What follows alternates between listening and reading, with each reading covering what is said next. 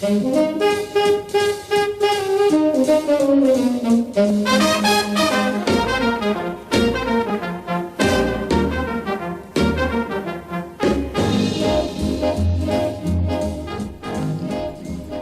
the Front Range of the Rocky Mountains in beautiful Colorado, it is Tuesday, October 6th, 2020, and this is Truly News. I am your host, Jason Van Sickle. As you start this new day, remember that self-improvement can only happen when you take the time to look at yourself. And compassion is only possible when you learn to see everyone else as a fellow human being. Now, let's take this time together to deepen our understanding of the world in which we live by taking an objective look at what is happening in the world today. In today's top headlines, the top headlines at most news agencies are focused on President Trump leaving Walter Reed Medical Center yesterday and returning to the White House. Trump sparked controversy when one of the first things that he did upon returning was remove his mask and pose for pictures. In a recorded message, he also told the public not to fear COVID-19 and to go back to work. Critics condemned the move as reckless and sending the wrong public message, while supporters defended the move as an attempt to reassure the American people. In other headlines, from the Wall Street Journal, Supreme Court reinstates South Carolina's absentee ballot rule. The Supreme Court on Monday reinstated South Carolina's requirement that voters obtain a witness when casting absentee ballots, blocking lower court orders that suspended the rule because of the coronavirus pandemic. And from the Los Angeles Times, Pence and Harris to debate through plexiglass because of coronavirus concerns. When they meet to debate tomorrow night, Pence and Harris will be placed 12 feet apart and separated by plexiglass. The debate can be viewed on multiple channels and will take place from 9 to 10:30 p.m. Eastern Time. From National Public Radio, CDC acknowledges coronavirus can spread via airborne transmission. The Centers for Disease Control and Prevention now says that the coronavirus can be spread through airborne particles that can linger in the air, quote, for minutes or even hours, unquote, even among people who are more than 6 feet apart. And from USA Today's top things that you need to know this Tuesday. Number 1, Biden to stay on the campaign trail while Trump recuperates from COVID-19. Democratic President candidate Joe Biden will be in Gettysburg, Pennsylvania Tuesday, according to multiple reports. He is expected to deliver remarks calling on Americans to come together. During a town hall in South Florida that aired on NBC on Monday, Biden said his opponent, President Trump, contracted COVID-19 because he failed to adhere to social distancing guidelines and wear a mask. Number 4, Delta becomes a hurricane as it approaches Mexico and the Gulf Coast. Hurricane Delta formed in the Caribbean Sea Monday night, rapidly strengthening from a tropical depression and threatening to strike the U.S. Gulf Coast. The National Hurricane Center upgraded the storm from a tropical depression to a tropical storm Delta on Monday morning and then to a hurricane by Monday evening. Number 3, schools in some New York neighborhoods shutting back down. New York City will close schools in some neighborhoods Tuesday, the first rollback in its reopening after the city had eased coronavirus restrictions and saw low levels of transmission over the summer. Governor Andrew Cuomo made the announcement Monday after New York City Mayor Bill de Blasio announced a proposal that included closing non-essential businesses and schools in 9 zip codes that have seen a spike in COVID-19 cases in recent weeks.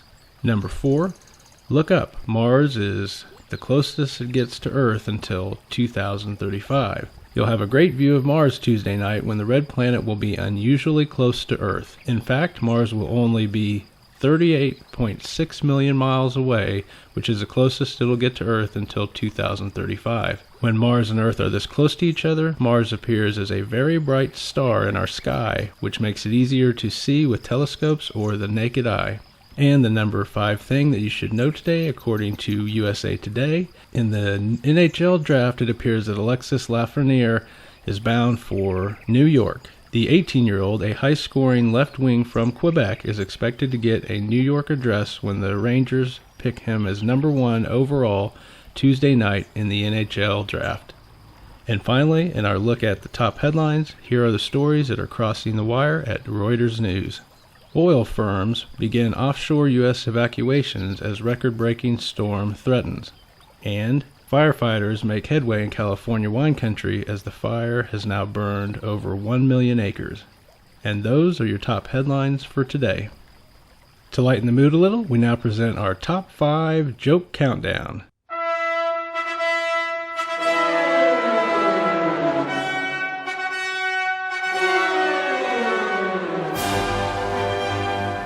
As usual, bringing us the countdown is my friend Billy Cunningham. Billy is a comedian who goes by the stage name Potbelly. So now I turn things over to Billy. Yeah, thank you, Jason. Our jokes today are based on the jokes from Reader's Digest at rd.com. Now, I can't promise funny, but like Mama told me once before I went on stage at the Furry Halibut Bait Shop, Delicatessen, and Comedy Club, she said, Billy, they probably won't laugh with you, so it's okay if they laugh at you. Yeah, that pretty much describes my comedy career.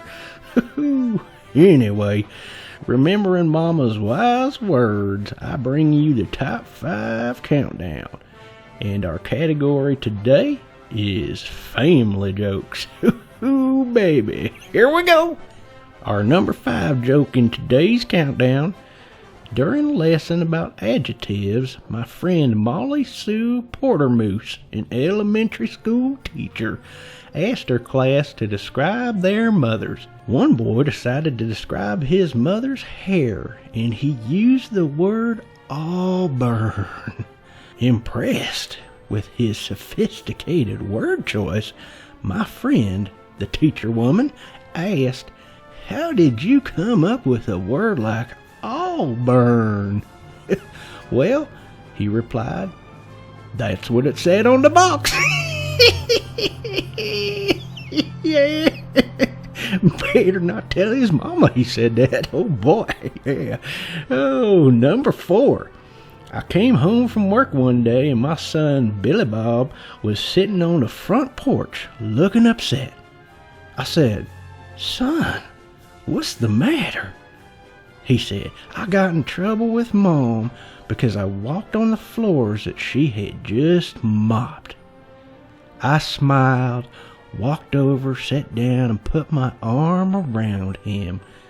"Oh, gee, Dad, I'm old enough. I can handle it. I don't need you sitting here and trying to make me feel better." I replied, "Make you feel better? Shoot, I'm sitting here waiting for the floors to dry." Yeah. Ooh, number 3. My mama took my 4-year-old son to the mall to get his picture taken while sitting on the Easter Bunny's lap. However, when it was his turn, my son just froze. "Don't just stand there, go get up on his lap," said his mammy. "No," screamed my son, "he's gonna eat me." "Oh, heavens, he won't eat you. What makes you say that?" "Look at his mouth," my son cried.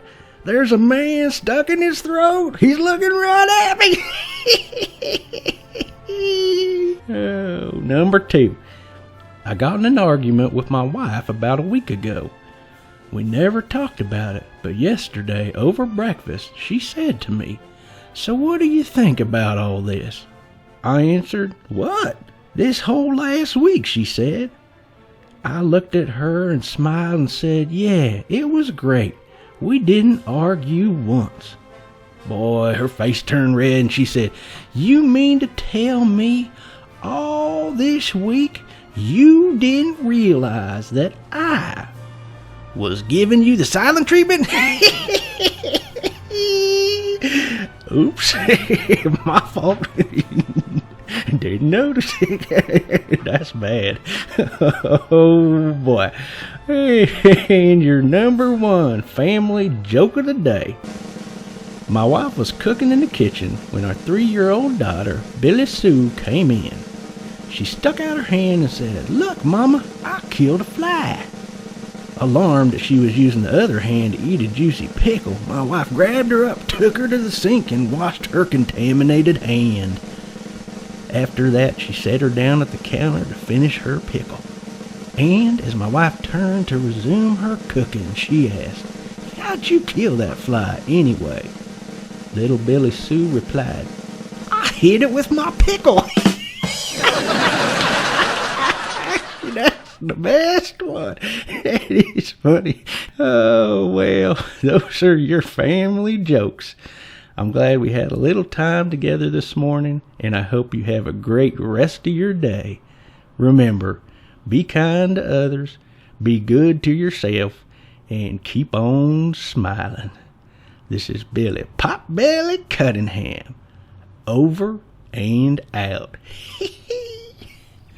There you have it, folks. Billy and his top 5 countdown. Thanks, Billy. We now return to the news. In today's science and technology headlines, from CNET, SpaceX is scheduled to launch 60 more Starlink satellites today. The SpaceX Falcon 9 rocket booster that sent NASA astronauts to the International Space Station in May is set to get recycled again today following Monday's scrubbed launch. SpaceX hopes to send 60 more Starlink satellites to orbit. Starlink is a satellite internet system being constructed by SpaceX, providing satellite-based internet access.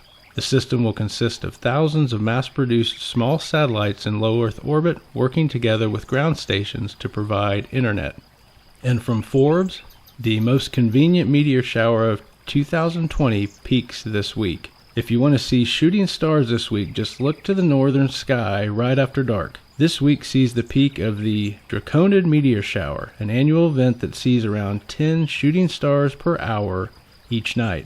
Like all meteor showers, it's best seen in dark skies and requires patience, but while most such displays are best viewed after midnight, this one can be viewed right after dark. And those are your top science and technology headlines for today. In health news, from Healthline.com, an update on COVID-19 numbers. Globally, there have been more than 35.3 million confirmed cases and more than 1 million associated deaths, according to Johns Hopkins. The United States has reported 7.4 million confirmed cases. However, due to a lack of testing, the number of actual cases may be far higher. More than 210,000 people in the United States have died from the disease. And from the New York Times, nearly 1/3 of COVID patients in a study had altered mental states. The hospitalized patients showed signs of deteriorating neurological function, ranging from confusion to coma-like unresponsiveness, according to researchers.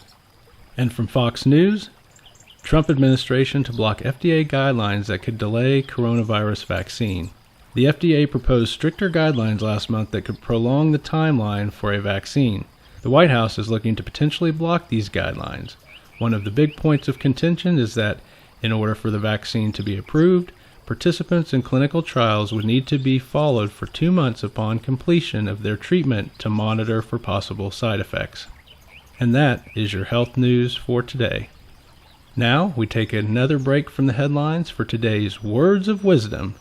To present this segment is Dr. Albert Feinstein, one of my philosophy professors from college. And here is Dr. Feinstein. Thank you, Mr. Van Sickle. Hello, and welcome to today's Words of Wisdom. Today's words are from Socrates, who said, "The only true wisdom is in knowing you know nothing." This passage is not about literally knowing nothing. It is a wise reminder that we learn a lot more and grow in our wisdom when we realize that there is much more in life that we do not know than there is that we do know. We must understand that important fact because it pushes us to search for new knowledge and insights. The day that any of us ever thinks that we know everything is the day that we stop learning and become locked in that level of ignorance. And those are your words of wisdom for today. Thank you, And back to you, Jason. Thank you, Dr. Feinstein, for those wise words of wisdom. We now return to our review of today's news. In entertainment news, we start with new movies, and today's movie is Boys in the Band, starring Jim Parsons, Zachary Quinto, and Matt Bomer. At a birthday party in 1968 New York, a surprise guest and a drunken game leaves 7 gay friends reckoning with unspoken feelings and buried truths. The Boys in the Band is now available on Netflix. Moving on, we look at newly released shows, and today's show is We Are Who We Are. In this show, 2 American kids who live on a U.S. military base in Italy explore friendship, first love, identity, and all the messy exhilaration and anguish from being a teenager. This miniseries is now showing on HBO. Finally, we take a look at newly published books. And our book for today is Blackout, which is presently number 3 on the New York Times nonfiction bestseller list. In this book, Candace Owens addresses the many ways that Democratic Party policies hurt rather than help the African American community and why she and other African Americans are turning to the right. According to Owens, Black Americans have long been shackled to the Democrats. According to her, seeing no viable alternative, they have watched liberal politicians take the black vote for granted without pledging anything in return. In Blackout, Owens argues that this automatic allegiance is both illogical and unearned. Blackout is now available in print at your local bookstore, and it is also available in print, Kindle, and audiobook formats on Amazon. And that concludes our entertainment news for the day. As always, we end our broadcast with a look at what we call Happy News, and here is your Happy News story for the day.